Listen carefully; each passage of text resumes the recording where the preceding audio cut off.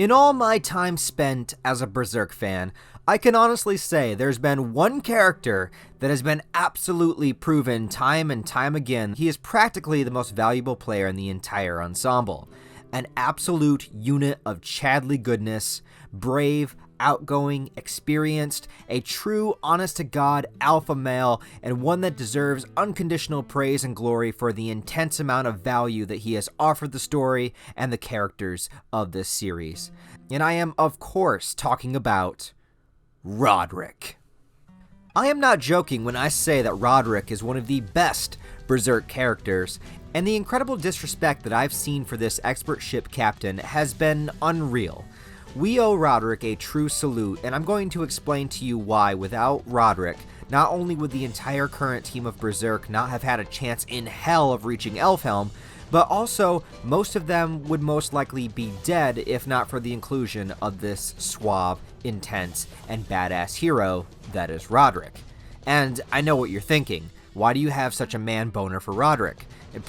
Well, first of all, who doesn't like getting boners? In fact, it's been scientifically proven that by subscribing to the Real Life Ryan channel, your testosterone will substantially increase, turning you into a sexual tyrannosaurus, just like Roderick. So hit that subscribe button and turn on the notifications so you can get a special happy feeling whenever I upload some new content. Now I understand. Up until the inclusion of Roderick, which is well into the Millennium Empire arc, so all things considered, even though he first appeared in 2005, among the current chapters of protagonists, he is still fairly new to the team in terms of the story, and maybe this is a reason why people immediately disregard him. But up until Roderick, most of the characters we met who were part of nobility tended to have been, well, complete asshats. But Miura knew of this stigma and this trope in writing of having characters like that where wealth and power have gone to their heads and they believe they are entitled to everything. And so Roderick was brought in to kind of be the antithesis of this. Roderick is even brought in being arranged to marry Farnese without even having met her, which seems extreme in itself, but in these traditional times of the Middle Ages, a wedding was more than just a union between two people and was meant to bring together entire families and even nations. It was to provide and make the entire system grow stronger.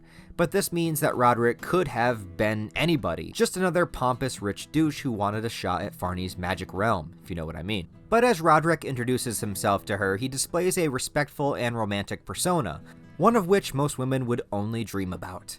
It is true that Roderick's engagement to Farnese was planned, but Roderick genuinely begins to fall for Farnese as soon as he meets her, and even tells her that her troubled past does not concern him. He grows an even further infatuation with her once he sees her feats of bravery and determination when it comes to her dedication to her friends and their mission together. Roderick is not only impressed, but actively encourages and praises Farnese for all that she can do and more. He never oversteps his bounds, and at every opportunity he lifts her up, giving her even more admiration, calling her a goddess in command of angels, and allowing her to be the protector and shield of his ship, constantly recognizing her value as part of the team, and not just somebody he is supposed to marry, but somebody he actually wants to. And if we want to talk marriage, especially in the Middle Ages, Roderick is exactly the type of high-value male that you would want. First of all, he's handsome as all hell, he has a six-pack, he's well-groomed, and obviously rich, important, and powerful to his country. He is actually attentive and caring. He is also brave and willing to fight to protect you. He has the actual skills to back up his merits, and he's not just going to run away and hide. And he is well respected by a large group of people, including his entire crew that he captains. The man owns a boat, for God's sakes, and you can't tell me that girls don't love a guy with a boat. But how about this? When giant demonically possessed tigers barge into the banquet and start literally ripping people apart and devouring their innards, as others run in panic, Roderick, who has never seen a demonic entity ever in his life, draws his sword anyway without a second thought and begins to fight these fucking tigers. Would you even bother to fight a real tiger if you saw one? Not to mention multiple tigers that are demonically enhanced? No, I didn't think you would. Roderick did, though, because he's a fucking badass, ready to do the right thing and use his skills to help others and protect his beloved.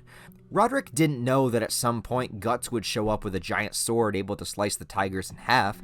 Roderick didn't know that backup was on the way. Roderick didn't know that silver and magic worked against the tigers.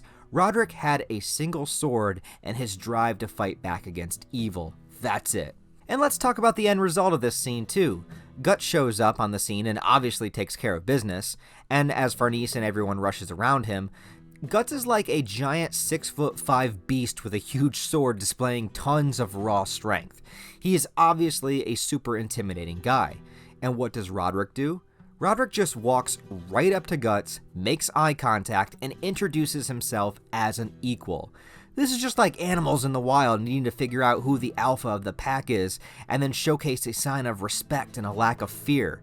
And Roderick does this super successfully. Even Guts is like, whoa, hey bro, I'm Guts, how are you? It's mutual respect.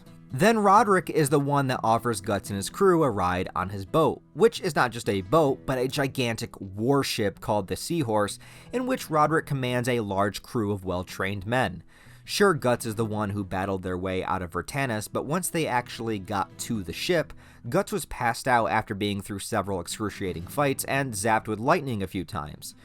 By the point of time they got onto the ship, Guts was useless to aid them, so when the crew was attacked by pirates, it was up to Roderick's exceptional skills as a captain to battle against them. If not for Roderick's quick action and battle experience at sea, do you honestly think the Guts crew would have survived this encounter? No, seriously, if Roderick was not here to offer his warship, they would have had to try and steal whatever the closest boat was. So who knows what quality of ship they would find, and also who among them could steer it? Maybe Serpico? I don't think Farnese, Shurike, or Isidro have learned how to drive a boat in their lifetimes. Oh, maybe you could ask the child-minded Casca, or maybe the elves. No. Roderick was the only one capable of getting them out of this situation, and if they were attacked by pirates without him, and we're not even talking about the demon tentacle-infected pirates, but just regular old pirates, do you think any of them would have had the combat skills at sea in order to stop them before the pirates sank their ship? Sure, maybe Serpico could have jumped onto their boat at some point and tried to take them down one by one, but not before Bonebeard blows his load into their ship anyway and sinks them for good. Roderick literally saved their lives. Roderick also specifically saved Guts' life.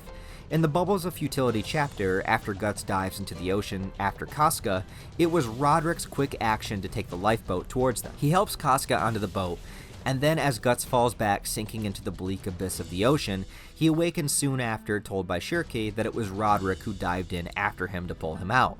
Can you imagine if Roderick was not there to rescue Guts? Have fun going to Elfhelm, just you won't be taking Guts with you, he sank to the bottom of the ocean. No one else was there in the nick of time, knew what was going on enough to dive into the ocean and rescue him, other than Roderick. Oh yeah, and let's mention the Sea God, and the all-out assault Roderick again commanded his crew to do during the battle. If that warship had not been there with the size, abilities, and resources on board, they may not have been able to stave away the Iwi-Gooey tentacles. They wouldn't have even reached the island if not for Roderick's ship. Also, once the Sea God was defeated, it was again Roderick himself who takes a lifeboat into the mouth of the Sea God. And think about this for a second. How is there any affirmative way for Roderick to confirm that this Sea God wouldn't spring back to life in some way and devour him whole? But instead Roderick, who could have just sent a regular crew member for him, but instead went himself, because that's just the kind of guy he is, and willingly jumped into the mouth of the Sea God in order to look for and rescue Guts again.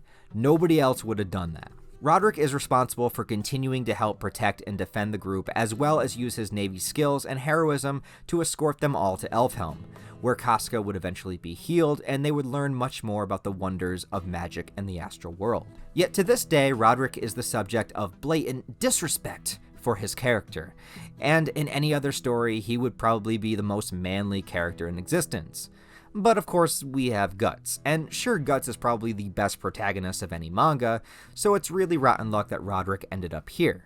Even Farnese still has those Guts feelings, and no one can blame her. But Roderick will still be a gentleman regardless and offer her his coat to help warm her from the cool sea breeze. I would say Roderick has proven on more than one occasion that he is extremely valuable and has done more to contribute within the last 100 chapters than Puck, Isidro, or even Serpico. Yeah, I said it. Maybe Roderick is just too perfect though, and that's why people don't like him.